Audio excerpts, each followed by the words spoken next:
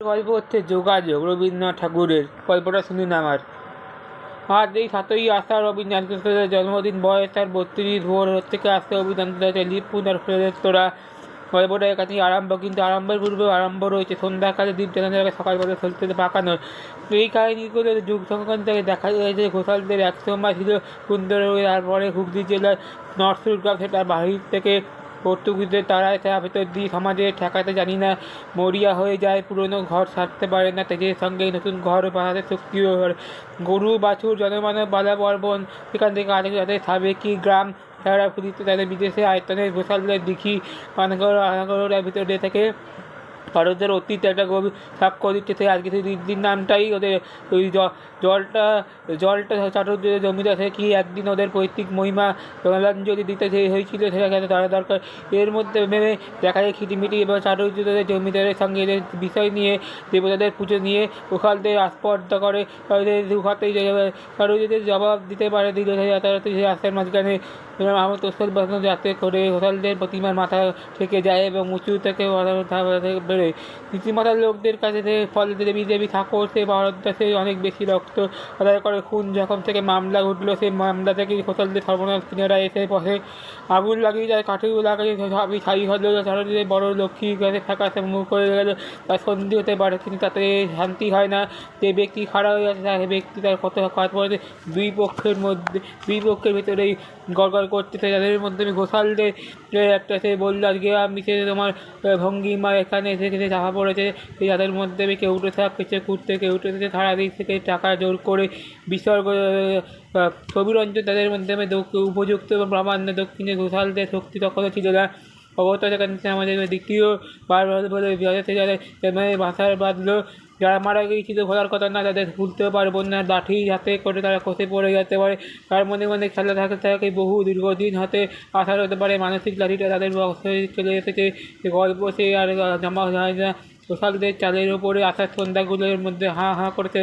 ওদের বিখ্যাত দণ্ড সর্দার রাত্রে যখন ঘুমোচ্ছিলেন তখন সেই বীজ পৌঁছেছে, এই জন্য যখন যে সোশ্যালদের কাছারিতে এসে পড়ে তাদের মধ্যে বিলুপ্ত হয়ে যেতে পারে। আজকের এই গল্প আসার 100 বছরের পরে সোশ্যালদের চলে আসে। পুলিশ যখন খানা তল্লাশি করতে আসে তখন নায়েব ভূতরা যখন অনায়াসে বলে হ্যাঁ রে কাছারিতে এসেছিলি, তাদের নিজের বলে আজকে আমি তাকে শুনলাম নাকি কেউ তাদের বিভাগী হয়ে চলে গেছে। হাকিমি সন্দেহ হয়ে গেল। ভুবন বলল, হুজুর আজকে এই বছরের মধ্যে ঠিক বের করতে পারবো, তাহলে আমার জন্য ভুবন বিশ্বাস নয় সে কোথা থেকে মাপি করতে পারবে। সে একবার তাদের মধ্যে সে এইসব দাসরথী মন্ডা সে মাসের গেলাতে বলল আজকে আমি সেই ম্যাজিস্ট্রেটই খবর দিতে পারি। ঢাকার জেলায় তদন্ত বেরোলো, জেলায় ছিল সেই বটে, কিন্তু সেইখানে জেলার বাইরে থেকে প্রমাণ থেকে সে হলো সর্বদা যার মধ্যে কোথায় গেল, কিন্তু সেখানে ভুবন্ত নয়। এই গল্পগুলি বর্তমান সাবেকি কালে গৌরবের দিনে গেছে, কিন্তু সেই পুরাতন কাল সেই আজও গেছে। যাই হোক, আজকে তুফানটা জিত নিয়ে যায়, তেমন এক সময়ের মধ্যে রাত পোহায়, তেমন সূর্যোদয় দেখার হয় না। উপনিষের মুখ্য মধুসূদন জোর করে কপালে যাকে মধুসূদনের বলে আজকে কোথালদের আবহিতে মুঠিতে সেটা মোটা হাত কাপড়ে যে সংসার ছেলে গৃহীদের হাতে পুরুষদের রথযাত্রার পিতলের মাদুলি আর তাদের মধ্যে আটা দিয়ে মাঝে ব্রাহ্মণ মর্যাদায় ক্ষুণ্ণ হতে পারে। সেই সাহেবটা হয়েছিল প্রমাণসই মাফরসালে স্কুলে মধুসূদনের শিক্ষা, সেখান থেকে অবনীতি শিক্ষা ছাড়া আষাঢ়ের পর্যন্ত সেখান থেকে তাদের খোঁজে গরুর গাড়ি সেই ভিতরে যেখানে চীনের তাদের হয় সেখান থেকে কলসি আর বাড়ি পাতা থেকে কাটাকুড়ি তাদের কাছারি থেকে বড় বড় সেই তৈল সেখান থেকে সেগুলো খুঁড়ে বার করে বেড়ানোর আনন্দ। সেই বাপ ঠাকুর তাদের আমলের কথা দুপাশ করতে পারল। সেই স্কুল মাস্টারি থেকে সে কলতি পর্যন্ত ভদ্র থেকে কটা মুখরা হয়তো এখন ওটাই হতে পারে না। তাদের মধ্যে তাদের বললে ভাগ্যসীমা গোমস্তাদের পর্যন্তই আজকে আমি থাকবো। কেউ বা কেউ আরও তাদের আপনার শিক্ষা বিষয় হতে পারে। এদের মধ্যে সর্বক্ষুতে ভর করে মধুসূদন বাসা করে সেই কলকাতায় মেসে সে বললো আজকে আমি যে কলেজের নাম রাখবো, এখানে মহামারী গেল পড়বার বই মারা রাখবেন না। সেই মধুসূদনের বাপ যেখানে রোজগার করবে, এবার থেকে ছাত্রমূল্য সেকেন্ডে সেই বই বিক্রি করতে শুরু হবে। মাকে দেবে বললে আজকে বড় আশা ছিল যে পাশের পক্ষে রাস্তা দিয়ে সে বললো আজকে আমি তোমাকে বহু তাদের মধ্যে ঘোষালদের বংশ পরম্পরায় আগে সেরকম কেরানি জয় পতাকা ছিল, ছেলেদের থেকে মধুসূদন বললে তেমন করি আছে আজকে তখন আমাদের গুপ্ত এই তোমার সেখান থেকে বাপ বললে আজকে আমি অফিসের অধিষ্ঠান ভাগ্যক্রমে মেয়ে বিবাহ দিয়েছি মধুসূদনের কোমরে তেমন লেগেই আছে। আর আর আর চাল ভেজে সাজাতে সোনার সেখান থেকে আজকে আমি নমস্কার। আজকের গল্পটা হচ্ছে যোগাযোগ। জন্মদিন বয়স ৩০ ভোর হইতে থেকে অভিনন্দনের ফোড়া কুড়ের তোড়ার গল্পটা এখানেই আরম্ভ, কিন্তু আরম্ভ পূর্বে আরম্ভ রয়েছে সন্ধ্যাবেলায় দিচ্ছে তাদেরকে সকালবেলা চলতে পাকানো এই কাহিনীর মাধ্যমে যুগে দেখা যায়। এই সময় এই সুন্দরবনের দিকে তার হুগলি জেলার নরসুর গ্রাম এই বাড়ির থেকে পর্তুগিজকে তারা না ভেতর দিয়ে সমাজে জানা যায় না মরিয়া হয়ে যায়, পুরনো হয়ে যায়। সেচের সঙ্গে নতুন ঘোড়া বাঁধা বা শক্তিও তাদের গোহালের যুগে রয়েছে। প্রচুর ওদের জমি জমা, গরু বাছুর, জমি পালা পার্বণ আমদানি। আজ তাদের সাবেকি গ্রামে ছড়াফুলিতে বিখ্যাত গায়নের ঘোষালদের 15 এখান থেকে পাট উদ্ধার করতে যে গৌরবে সেই সাক্ষ্য দিচ্ছে। আজ নতুন নামটা দিচ্ছিল যে চাটুর্যদের জমিদার ছিল একদিনের পৈতৃক মহিমা জলাঞ্জলি হয়েছিল, সবই জানা দরকার ছিল। এদের মধ্যে দেখা যায় যে খিটিমিটি করা, সেখান থেকে জমিদারের সঙ্গে এবার বিষয় দেবতারা স্পর্ধা করে। এবং আজকে আমি সেই জবাব দিতে তাদের মধ্যে এক মাপে সেখান থেকে যে প্রমাণের মাথা থেকে যায় উঁচু প্রতিমার মাধ্যমে ভাঙতে বেরোয়, নিচু প্রতিমার দল মাথা ভাঙিয়ে দেবে। এই বলে আজকে আমি তোমাকে ভাড়ার বড়দের অনেক বেশি রক্ত আদায় করেছে। খুন যখন মামলা উঠলো, সেই মামলা আজকে হোটেলের সর্বনাশে এসে আগুন নিবন্ধে বাকি রইল সেসবই স্থায়ী করলো। যে বস্ত্র লক্ষ্মী মুখে থাকা হয়ে গেল, পায়ে ধরে শান্তি হয়ে গেল, হাতে শান্তি হয় না। যে ব্যক্তি খারাপ আছে, যে ব্যক্তি কাতারে পড়েছে, দুই পক্ষের ভিতরে একটা গড়গড় চলছে।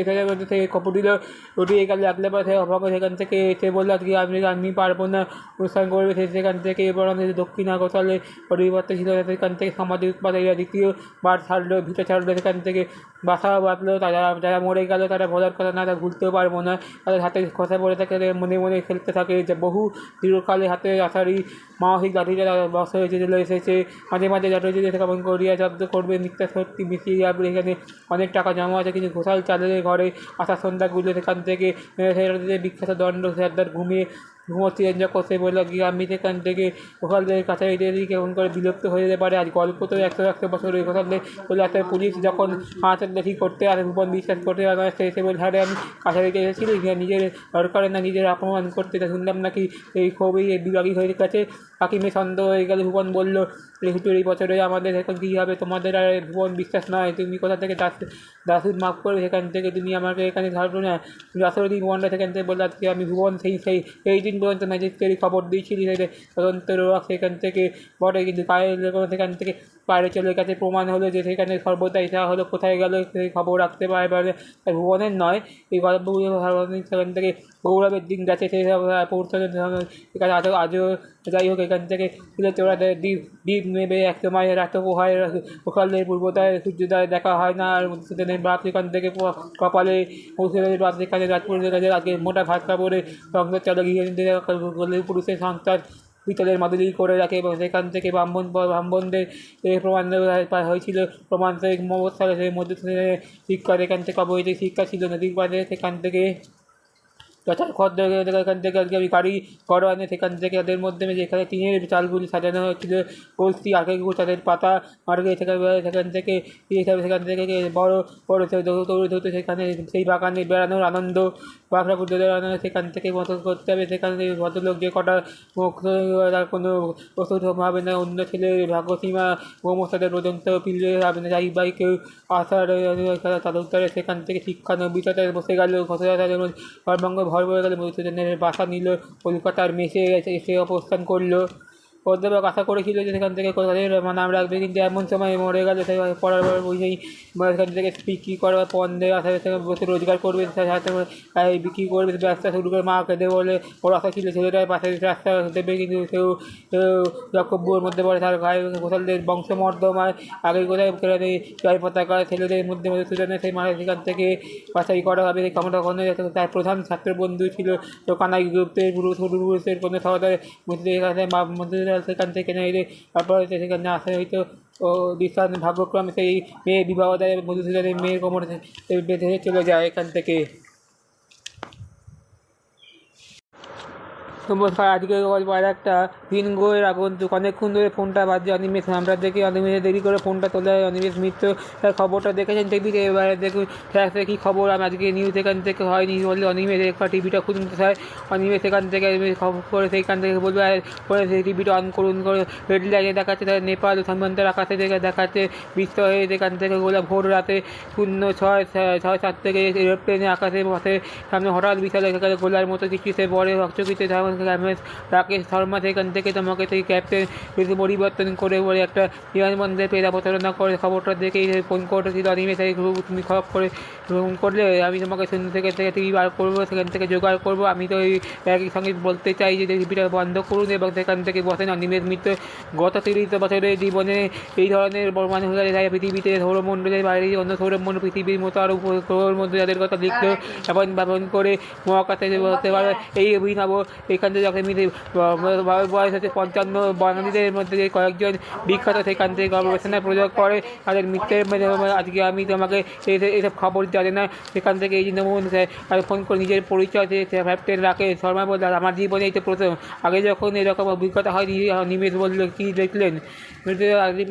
আমি ভুটানের পর থেকে কলকাতায় আসবে এবং আকাশ পরিষ্কার সেই মনোরম আকাশ মিউজিক চালিয়ে সবসময় নিয়ে থাকবে। সেখানে ট্রেন 3-6-6 হঠাৎ দেখি মাঝ আকাশে 4-5টা আঙুল নিভে যাচ্ছে। আবার থেকে বোঝাবার আগে আঙুল ভীষণ গতিবেগে আমার ক্যাপ্টেনের হাতে থাকে বা আরও আর কাছে সোজা গুছি 4-5টা আগুন গোলার মতো দেখতে লাগে। আমি বুঝাম্বা যাত্রীদের নিরাপদে কথা মাথায় দেখে আজকে আমি একটা নিকটবর্তী এরোপ্লেনে এটাকে অবতারণা করবো। আমাদের বলে কি বেশ, কিন্তু আপনি আপনার ক্যাপ্টেনের সামনে নাকি অন্য গ্রহের মহাকাশে এসে গেছিল ওটা কিছুই নিতে পারেন। দেখুন না স্যার, আমি অত জানি না। হঠাৎ দেখি প্রথমে মনে হয়েছিল আজকে আমি এটা খবরটা দেখেছিলাম অনিমেষ কয়েকবার মাথায় সঙ্গে কথা হয়েছিল। আজকে আমি মিটিং করেছিলাম তাদের বক্তব্য ওই সময় পৃথিবীর বায়ুমণ্ডলের মধ্যে কী প্রবেশ করেছিল সে বললো আজকে আমি এখান থেকে তুমি আমাকে এখান থেকে ইমেল পাঠিয়েছো মিটিংয়ের খবর দিতে বলে সে বললো লাইব্রেরিতে সেখানে অন্য টেবিলের ঘরে বসে আছি।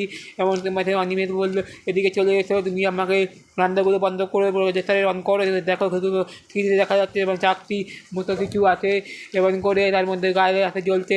অনিমেষ বললো দেখো আজকে আমি ক্যামেরা সেখানে সমস্যা সেখান থেকে এইরকম বেশ কিছু ধরে গত 50 বছর ধরে সেই ক্ষেত্রে এখানে তিনি মহাকাশের মতো পৃথিবীতে মাটি থেকে যাবে দেখাচ্ছে। কিন্তু ক্যাপ্টেন এই ধরনের মহাকাশের নেপালি সীমান্তা থেকে কোথায় অবতারণা করতে থাকবে। খবরটা দেখে আসার পর সেখানে বললে আজকে আমি সিলের সঙ্গে কথা বলছি। তিনি সেখানে খবরটা সারা পৃথিবীতে আজকে আমি বিজ্ঞানীদের নজর করে দিচ্ছি। সেই জন্য সেখানে আজকে তদন্ত করতেছে। সেখান থেকে ভোরাতেই আমাকে বেরো দিতে হবে। তাই আজকে আমি তোমাকে সেখানে ব্যাপারটা দেখবার জন্য ওদের যে জায়গাটা বেশি হয়েছে সেটা আজকে ম্যাপও জানিয়েছে। তাহলে আজকে আমি জানছি যদি তোমাকে এরা থাকবে এখান থেকে যা অন্য কোনো দেশের বৈজ্ঞানিকদের এদের মধ্যে আগে আমাদের দেখতে হবে। বুঝতেই পারছো যদি মেয়ের সঙ্গে নাম জড়িয়ে আছে। নাসা বললো কি এই জায়গাটা আমাদের সেটা হলো নেপালি সীমান্ত সেখান থেকে অঞ্চল। সেখান থেকে এসেছে টিকিট কেটেছে গত কলকাতা থেকে প্লেনে কাঠমান্ডুতে যাওয়ার সেখান থেকে গাড়িতে নাগরাঘাট সেখানে 4 ঘন্টা 1.5 লাগবে নিম্বে। সেখান থেকে কাঠমান্ডুতে যাওয়ার সঙ্গে পৌঁছে রাত তখন 9টা হবে। সেখান থেকে আজকে খুব গাড়ি কম তার মধ্যে আজকে নাগরাঘাট। সেখান থেকে আজকে আমি একদিন গত পরশু ওই অঞ্চলে ভূমিকম্প হয়েছে, রাস্তা বসে গেছে। রাস্তা বসে কাছে অনিমেষ সেখান থেকে কথাবার্তা শুরু সুন্দর। আজকে 22 বছরের একটা ছেলে এসে বলে তাই বললো আজকে আপনার বিজ্ঞানী থেকে বললো আজকে আমি সেই টিভিতে আমি বারবার আজকে আমি কত সুন্দর গাড়ি নিয়ে আসবে কাঠমান্ডু শহরে। সেখান থেকে কিছুটা এড়িয়ে জলের জঙ্গলের ধারে তারপরে রাত 11টা সেখান থেকে ম্যাপ নিয়ে করেছে শুরু করবে। সেখান থেকে থামিয়ে দেবে, তার গাড়ি থামবে না। এর মনে আমাদের পয়লা হবে 11 গাড়ি থেকে পড়বে। অনিমেষ বললো আজকে আমি কত দেখো তো সেখানে আমি উত্তরে সুন্দরবনে সেখান থেকে আজকে আমি সে থাকবে না তাদের মধ্যে বলবো আজকে চলো হাঁটা শুরু করে দিই দেখি। তারপর হাইয়ে যান বাং করে সেখানে পিছিয়ে সুন্দরবন বলো মানে অভিযান আজকে আমি হতে হয়। তুমি আমাকে সেখান থেকে চর্চার আলো সেখানে লুকিয়ে ঢুকে সেখানে 3 দিন চলে তার আগে পৌঁছে যাওয়া তার মতো জায়গায় শরীর বেশ ক্লান্ত লাগছে। আজকে আমি তোমাকে অনিমেষের চাষে বার করবে সেখান থেকে ভোরের আলো ফুটতে। আর আজকে আমি তোমাকে ঘুমন্ত নেই বলতে আজকে আমি চাকরির মধ্যে জলটা দেখা যাবে এই 6 বিচের মতো এখানে এলাকা নিয়ে আসবে, ফস্ত হয়ে গেছে, গাছপালা তছনছ হয়ে গেছে, মাটি ভিজে গেছে, কোনো ভূমিকম্প যেন নেপালের এই অঞ্চলটা সেটা হয়েছে খাবো বলে আজকে আমি প্রজেক্টরে যে মহাকাশে এসেছে সে বললো যে কথায় উত্তর দেয় না, বলে চলো আর সময় নেই, আমি কলকাতা থেকে এখানে নিয়ে চলে গেছে, আমি তোমাকে সুন্দরবনে সেই জায়গা থেকে এত বড় সুন্দর ইয়ে যাবে, কুলকুল করে জলে পড়ায় শব্দ শুরু থাকবে, আমরা সেখান থেকে জায়গাটা শুরু হবে যে করেছিল নাকি জঙ্গলের মাধ্যমে একটা পাহাড়ি অঞ্চল, এখান থেকে ওই বোঝবার আগে জঙ্গলের মধ্যে আজকে আমি পেরেছি যে ঠান্ডা মুখে জল দেবে, সেই আজকে আমি তোমাকে সেই কাজটা লাঞ্ছনা লক্ষ্য করেছি। গল্প হচ্ছে যোগাযোগ, রবীন্দ্রনাথ ঠাকুরের। গল্পটা শুনুন আমার।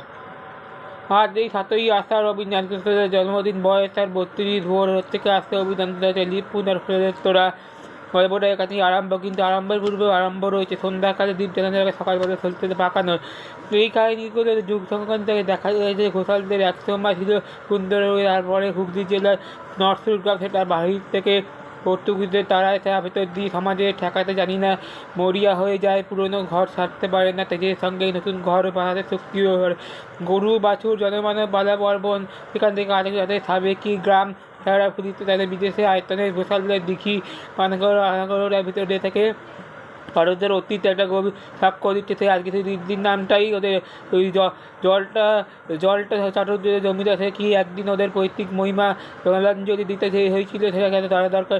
এর মধ্যে ভেবে দেখা যায় খিটিমিটি এবং চাটুর্যদের জমিদারের সঙ্গে এদের বিষয় নিয়ে দেবতাদের পুজো নিয়ে ওখালদের আস্পর্ধা করে, তাদের দুহাতেই চাটুর্যদের জবাব দিতে পারে দিল যাতায়াতে রাস্তার মাঝখানে আমার তোষক বাঁধানো, যাতে করে হোসালদের প্রতিমার মাথা থেকে যায় এবং উঁচু থেকে বেরোয়।